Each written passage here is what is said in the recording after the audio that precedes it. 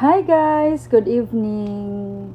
For today's video, na ako i-share sa inyo na kanang isa siya ka program sa government. Ang pangalan niya is Yakap. Kanang covered siya sa PhilHealth or kanang kauban sa PhilHealth. Kanang pwede ka na example magpa-check up ka. Libre siya, libre nga tambal na nga makuha nimo sa botika. Libre ka ng mga laboratories, kanang kuana siya kanang daghan siya benepisyo makuha nga kanang malibre tabaas katawhan sa Pilipinas. So nagtry ko og kanang I mean ako friend nga ningon siya magpa-register ko sa Yakap kay dako daw siya og benefits kung sakali na mo ospital or magpa-check up, simba ko lang palayo. Bahala gud tag walay libre.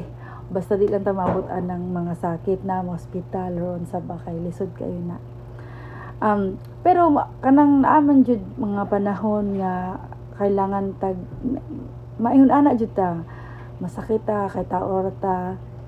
Pero basin ganahan mo mag-join na ng Yakap, tudloan ta mo. Dali ra kaayo, as in super dali ra kaayo. Nang una madto ka sa kanang step 1 sa PhilHealth. Kung maglisod jud ka adto sa step 1, mangutan na sa guard makuha ko og Yakap asa ko moduol o itudlo ka dito asa kanang sa counter nga pangutanan sa imo, pangutanan kung unsaon pag ng Yakap.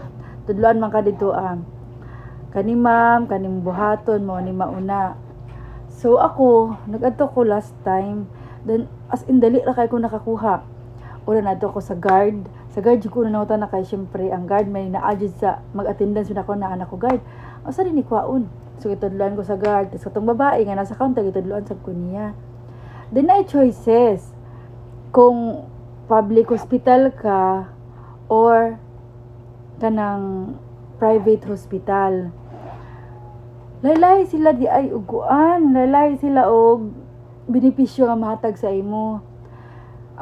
Ipaliwanag na ko siya sunod video. Ipaliwanag na ko siya kay sure sa nako og sakto ba kay para di ko mamali ba. Ang kaniya video is tudlan lang tamo unsaon pagkuha og Yakap, unsaon ma-registered sa Yakap. Kay dako kaning benepisyo as ordinaryong mamamayang Pilipino. Charot kay may na lang malibre sabta kay dili bita tanan ay ayuda sa barangay sa gobyerno di ta mahatagan kaayo tanan ana. So dirita sa Yakap kay dako po ni siya sa ako sa to benepisyo. Moadto ka sa tudloan mag-on ka na mag-fill up ka. Simple lang fill up nimo name, taga-asa ka, kinsa ang mga bata nga covered nimo sa PhilHealth, mura man na ibutang na sperma og signature. Tapos magulat kag number, ipasa na po siya dito sa lain nga teller para ang teller na po dito example katong ako sa teller 5 sa PhilHealth. Pangutana ko nga ma'am, asa mo gusto nga ospital mabutang or asa mo gusto nga ospital hatag benepisyo. Nangutana ko dito gyud. Anak ko masa may kalainan anang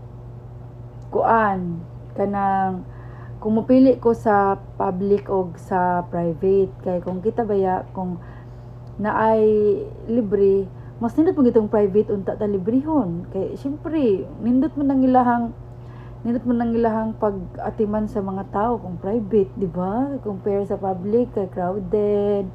Do di okay man pud ang public, pero mas lamang gyud ang private.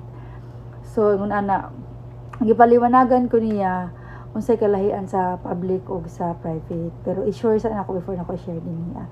Og yung nato ra kadali papilion ka pa ato teller, papilion ka pag magpili sa imuha, papirmahon ka, pag magpirma sa imo okay na, registered na ka sa Yakap, dali na kayo og ma-covered pa gyud ang imong mga anak nga covered pa sa PhilHealth. Ana ra siya kadali. So, sa wala pa nakakuha og Yakap, may na lang nay ato makuha nga gamay nga ayuda sa gobyerno. Mag-registered na mo adto sa PhilHealth pagkahuman ato sa PhilHealth, mangutana o dali ra jud kaayo mahuman. Labi na kanang walay ang tip day nako is adto mo og weekdays like, pero weekdays ayo ng Monday dihan kay tao, so maybe Wednesday, Thursday, Friday kana gamay ra kay tao sa PhilHealth. Og kana ang pinaka the best nga adlaw nga dali ra kayo pila. Pero na priority line. Pero much better na ang adlaw akong gihatag. So, mo na to guys, i-share lang na ako. And thank you for watching. I'm Yam Rose.